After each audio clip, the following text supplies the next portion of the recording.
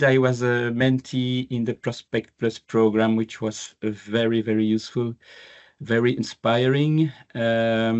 Because myself in the municipality, I am head of in the municipality of Etterbeek in Belgium. I am head of the project development and financing service, which is a service that supports all the other colleagues in the municipality to develop their projects, to find budget financing schemes to be able to develop their projects, build with them the program, the schedule. So I am a supportive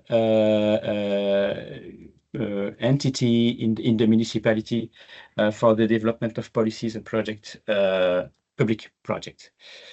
And of course, as always, the budget, the financing is always the tricky point. So my goal, my objective is to find innovative solutions thanks to Prospect Plus and other sources of inspiration. First of all, a short introduction, some facts and figures. Etterbeek is a municipality in Belgium. Belgium, you know, is a European country. And Brussels is the capital, and Etterbeek is actually one of the 19 municipalities of the Brussels region in the center of Brussels, as you can see here. We are a small municipality. Slide is not moving. We can still see the map. Yeah, me too. I click on the arrow and it doesn't go on. Try with your keyboard, maybe, or with your mouse. Trying.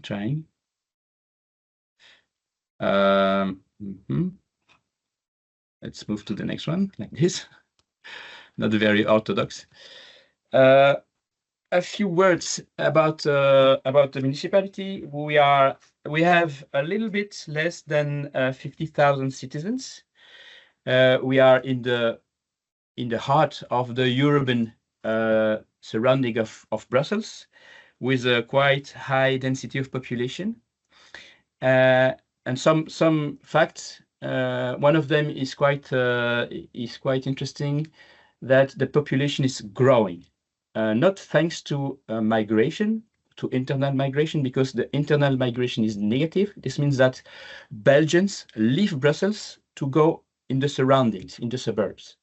On the contrary, there is a very positive international migration. So there are people from other countries, essentially European countries, come to live in Brussels, and in Etterbeek in particular, due to, as you may know, due to the presence of the main European institutions, like you can see there, the European Parliament.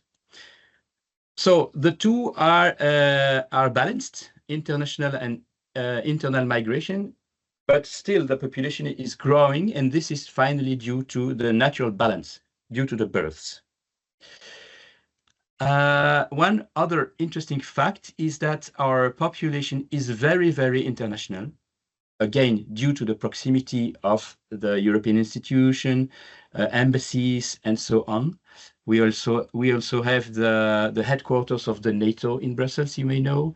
So in total, we have almost one citizen out of two, which is not Belgian. This is very, very specific and particular, because not a lot of cities have that in their population. Of course, many of these foreigners are Europeans, and the first foreign community is the French. 60% of the households are single person, typically the young worker, the young international worker. This is much more than the Brussels average as a whole. Now it's working, the point. But just for you to know that our budget overall, our municipal budget annually, our operating budget is a bit less than 100 million, and our investment budget is a bit less than 20 million euro.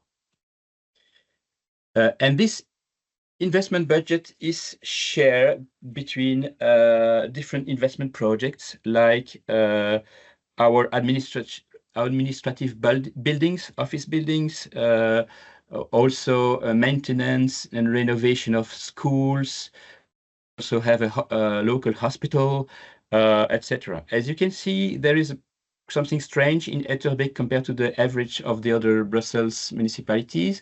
It is because in the last years we have completely we've built a completely new town hall, which shows this quite unusual share of administrative I mean, this important share of investment in administrative building. Now, this was the introduction. Let me tell you some words about our carbon issues, energy issues, etc. As everyone, as every city, we want to decrease our environmental footprint, and we want to decrease our greenhouse gas emissions for the municipality. The figures you can see here are quite typical for a Western city. So the main bulk, the most important part of our direct greenhouse gas emissions are from the buildings. And within that, you can see that only 2% is from our municipal buildings. A share of 20% more or less is for the offices, let's say, and a big part is the houses, private houses. And the rest essentially is mobility, cars, etc. So what can we do with that? A plan, strategy. And we've called it Carbon Budget of Etterbeek. And this is to basically tackle the challenges I mentioned in the slide before. Our goal is to reduce greenhouse gas emissions by steps until the carbon neutrality by 2050, like the European the European Union wants us to do. And for that, our action plan includes 18 measures ranging from energy performance of buildings, both private and public. Also, issues on mobility. These are the two main issues, as you've seen before. But we don't neglect food issues, for instance, and other issues. So in total, our 18 measures are shared like this into categories. I will not go into detail because this is not the purpose of my presentation. Budget-wise, if we want to implement this carbon budget for Etterbeek by 2030, you can see that overall it is at the very low estimate 23 million euro. In fact, it will probably be much more. And the most important part of this budget goes to the renovation of our public buildings in terms of energy renovation. The rest is for operating budgets. Now, what are the sources of financing to do that? As a municipality, this is always the same. We can manage to get subsidies, funds, and grants. This is part of the solution. We can also loan money at the bank. We can also levy taxes, of course, which is very popular, as you know. And we also have paying services, like, for instance, the renewal of the ID cards. Citizens, when they do that, they pay us a fee, but this is not a lot. And finally, last but not least, because all what I just mentioned is not enough, in fact, to find 23 million euro in a few years. So we need other types of solutions, like innovating financing solutions, such as crowdlending, which is the subject of my presentation. A bit of theory to start with. because before we implemented this crowd lending campaign that I will present you later, we've done a bit of research and investigation because it is something new for a municipality, and we were thinking how can we use and how can we encourage small investors in the municipality, citizens, to lend or to give money to the municipality for its carbon budget plan. There is the first type of crowdfunding. The first category is what we could call participatory sponsorship. Basically, it is as simple as donations. Okay, like charity institutions can ask people, population, to donate, to give a bit of money. One of the interests for that is that the donors can benefit tax reduction in Belgium of 45% if they make donations, which is interesting. But unfortunately, not for a municipality, because to get this tax reduction, the institution to which you make your donation has to be registered as a charity institution, which is not the case by law for a municipality, unfortunately. Another option we have studied, we have envisaged, was the in-kind donation, sometimes called crowdsourcing. For example, when a local company performs insulation works at cost price. This was an option, but that we have not finally selected, because we don't expect that donation in kind or in money will levy a lot of budget for the municipality. Another option was what we called crowd equity sometimes, and basically it's about selling shares. So like a normal company or a cooperative. So those who invest in that project are co-owners. Thanks to their shares, they are co-owners of the project.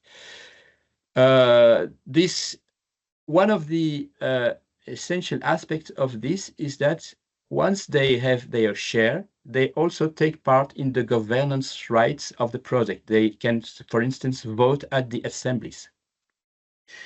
But we didn't think that it was a good option for what we wanted to do at the municipality, because we thought it might become difficult to co-decide, to co-share the decisions all the times for our projects with a multitude of share owners in the population. Whereas sometimes this option can be very, very useful and very and great to implement. Now, finally, let's move to crowd lending. Which is the option that we have selected. Basically, crowd lending is simply the municipality borrows money from small investors in the population, preferentially in the local population, with a promise to repay the capital, the principal, and also with the promise to pay interests or not, because it is not an obligation. These interests rates can be fixed or variable, and actually this type of crowdfunding, called crowd lending, is covered by law, by a European regulation 2020/1503, and I will explain you a little bit about this regulation.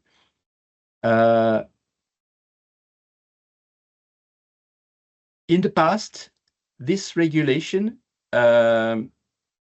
about crowd lending was not accessible for municipalities because of the definition of what a project owner was. In the past, it excluded municipalities. Now it has changed since 2020, and public bodies, including local public bodies, are eligible to this regulation and can be considered as project owners. This is the first important development of this regulation, which allows us as Etterbeek municipality to start our project. The other change in this regulation, in this revised regulation, is the fact that now financing services which perform crowdfunding have to be registered, authorized by a superior authority, and in the form of a single European status allowed by national authorization, but covered by the regulation, by the EU regulation. And this actually protects the investor, because these companies, which are intermediary between the project owner, like the municipality, and the investor, the small investors. So this intermediary, which is a financial company, must accept a few obligations like transparency requirements, conflict of interest management, complaints handling, etc., etc. For you to know, in Belgium, as of April 2024, there were 7 such registered authorized companies in Belgium, and there were 50 in France. In other countries in Europe, I don't know, but there are a few. So what do we want to do with crowd lending in the municipality of Etterbeek? As I mentioned, but I repeat it here, we want basically to attract the interest of small investors, mainly the residents, mainly the inhabitants, the businesses, the shops in Etterbeek, those who are interested in local development. They give us their savings, and in return, we repay the capital, of course, and a reasonable interest over a set period of time. And the amount that we borrow from them is invested by the municipality in climate projects contributing to the carbon budget that I mentioned, such as typically energy renovation of public buildings. And to our knowledge, this is probably the first, this is for sure the first time that a local public authority has done that in Belgium, crowdlending, and possibly beyond Belgium also, but we may, in the discussion later, you may be aware of other projects that I don't know in your countries. The first step was to launch a public procurement to select a financial company who would do for us the intermediate body to launch the crowdfunding. But there's been a lot of discussions actually with our supervisory authorities because it was completely innovative and pioneering. And so we spent months in discussions with our partners, with our supervisory authorities, to make sure that it was it was okay with the law, what would be the possible problems, study all the options, etc., to make sure that we were that everything was fine and that all the lights were green before launching a public procurement to recruit a financial partner. But finally, it's our supervisory authority, which is actually the Brussels region, said, okay, we've checked everything and you can launch your designation of financial partner. So the idea of this public procurement to design our crowdfunding service provider was to, the role of this entity is to connect the municipality with the investors, in the frame of a framework agreement of 4 years. And during that period, actually, with this partner, the municipality can decide to launch one or more crowdfunding operations. In terms of jargon, it is called a competitive procedure with negotiation, with two main phases. If you are used to public procurement, you know that there is a first step for applications, and then the applicants send their final offer.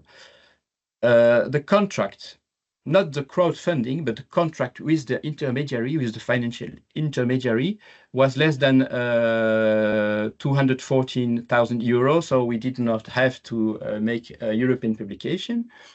And finally, and this would allow, in partnership with this financial intermediary, to do 1 or 2 crowdfunding campaigns over the 4 years for a total of 3.5 million euro, more or less. The idea is, again, to finance our carbon budget, as I mentioned. And always the municipality reserves the right not to proceed with the crowdfunding operation.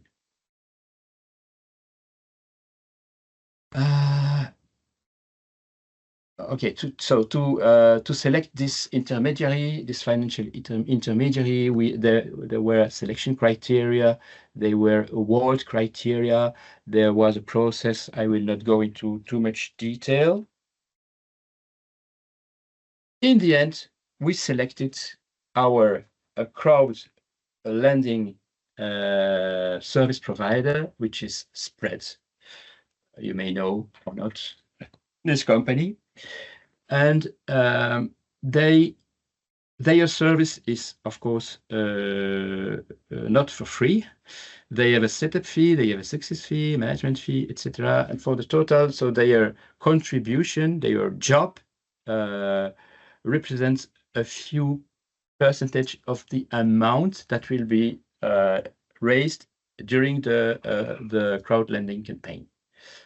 Of course, in addition to this cost, so we pay the financial service provider, but we also have, and then we collect money from the population, and we have to refund their capital and on interest rate also for the investors, for the residents in Etterbeek who have lent money. And the interest rate for Etterbeek residents, we have decided that we put it at 4.5%, and a bit lower for investors who would not be resident of Etterbeek, and this rate is 4%. So you may think, okay, it costs finally a lot, but what are the advantages? First of all, I will not go into detail, but I let you know that there is an accounting strategy system in the municipal accounting system that allows for increasing the municipal investment budget thanks to this crowd lending, which is completely different from a loan at the bank. So it is purely an accounting issue, but this is a way that allows us to invest money, to have an investment budget, a kind of hidden investment budget, which is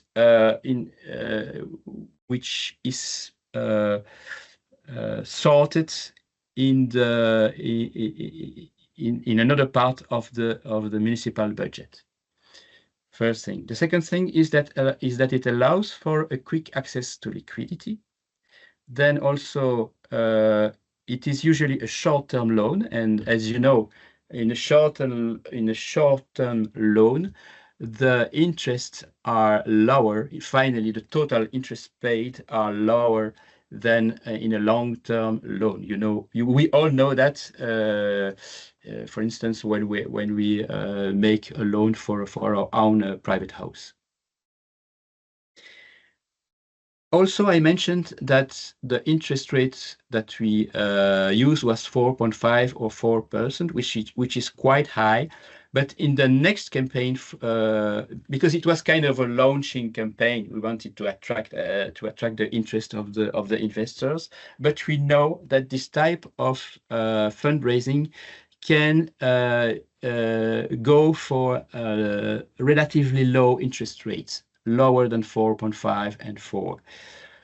Under some conditions, if we have a good marketing, if we have local project, if we have virtuous project and visible and quick results, in those situations, investors are keen on accepting relatively low interest rates, lower than 4 or lower than 4.5.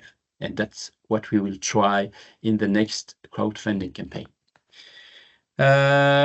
Next thing, the energy investments are expected to generate savings. So this compensates a little bit the cost of the operation. And last but not least, there is a positive outcome in terms of results and image for the municipality. So spreads, the financial intermediary that we selected helps us in 3 ways. First of all, they have helped us in developing the financial formulas. Like, for instance, we have decided the interest rate, as I mentioned before.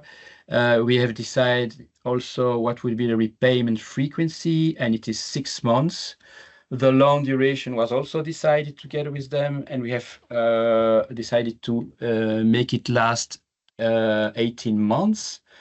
And the funding campaign duration was open in September and was supposed to last 40 days more or less, but I will show you that it lasted much, much less because it was so successful. Spreads also supports us for the fundraising campaign itself. So essentially, they develop a web platform. This is their main job. So they develop a web security with all standards of security, a platform which is the intermediary between us, the project owner, and the small investors, which are essentially the population of Etterbeek. So they design this platform, which has to have in it a certain number of mandatory documents, like a document called key information sheet, which is an obligation due to the regulation that I mentioned before, 2020/1503. They have to be able to identify the investors and collect their data in compliance with the GDPR, of course. There is also a mandatory investor knowledge test, because not everybody is authorized to loan money like this. We have to make sure that these are people with a limited, which are sufficiently aware of what they are doing.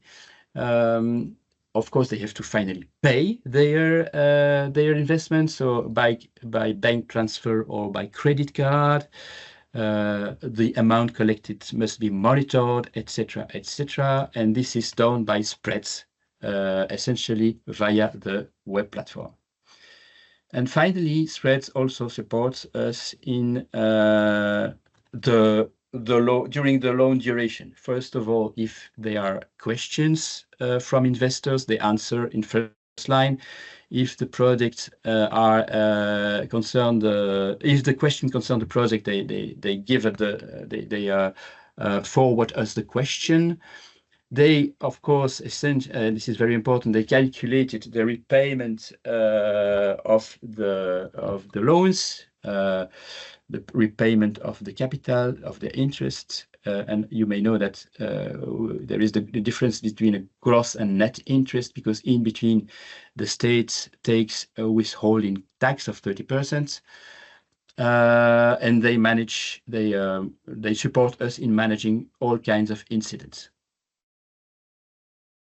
I talked about the project, but what is the project that was crowd funded? It was a project of daycare for 56 children. A daycare with a social pricing means that the fees that the parents pay are proportional to their income. And the building, because it is related to the carbon budget, as I mentioned, so the building presents a very high energy performance. And the construction started, in fact, in May 2024 and is scheduled to last until 2026. As I mentioned, the subscription for crowdlending was supposed to last from early September to mid-October 2024, but in one single day, we actually managed to raise the 1.2 million expected. So it lasted only one day instead of 40, because it was absolutely amazingly successful. So I don't repeat that the interest was 4.5 or 4% for the investors, repayable in 3 installments of 6 months over the 18 months of the subscription. We had a little bit less than 100 investors in total, with an average investment amount of 14,000 euro. The majority were small investors, 1 to 2,000 euro, and there were a few larger investors which invested as a single person over 20,000 euro. 64% of them were residents of Etterbeek, and from Etterbeek, they altogether subscribe for 84% of the total. And this is the information session that took part in September 4th in our city hall. As you can see, there was a lot of people present at this meeting, interested, asking questions, etc. Now, a few good practices from our limited experience, but still I may share. First of all, which kind of project should you choose if you want to use crowdlending? I believe that this project should be local, virtuous, and quickly visible, because this is what expect the residents. It should be already planned or started, and because people want to see results quickly of what we've done with their money. And the project, by the way, the project should already be included in the budget and should be realized, financed anyway without crowdlending, which should be considered as a support. For instance, our kindergarten, our daycare for children costs in total 5 million. So we got 1.2 million from the citizens, but the rest is directly financed on our own funds.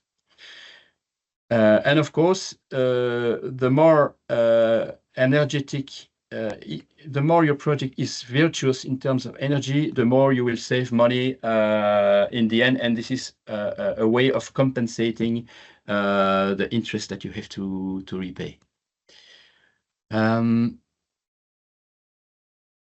As I mentioned, in this type of project, we have realized, not the first time, but for the future, we believe that we can go for interest rates that are relatively low, still to be attractive. But if you consider that the project is low risk, because this is a service body, this is a public body, it is local, it is virtuous, etc., we believe that the people are inclined to accept a relatively low interest rate, maybe 3%. Well, of course, depending of the general interest rate, of course, also this can differ from 1 year to another. Another thing that we realize is that sometimes if you give a symbolic gift to the investors like a free subscription to the municipal swimming pool, they feel like, wow, this costs virtually nothing to the municipality, but they have the feeling, the investors, that they receive something valuable. And of course, and also, something that we want to explore, and that is pretty promising, is the possibility to repay the loans, not in money, in cash money, but through exemption from municipal taxes. This is difficult to implement in terms of law, etc., but we believe it is a promising development venue. The loan duration should be relatively short, because people want their money back in a relatively short term. And also something to say about the investment range. If you want to do crowd lending for your municipality, you have to absolutely put a maximum and minimum limit of the amount that people can invest. The minimum, why? Because otherwise you have people investing 50, 100 euro, what we call love money, but it is heavy management behind, and it is not recommended. On the other side, you should also provide a maximum investment amount to make sure that there will be a sufficient number of investors, and not one or two super rich investors, which will ruin, in fact, the citizen participation nature of the project. Some good practice about the campaign, the marketing campaign. Think of creating a rush effect. It is important to start the marketing campaign well before the subscription opens.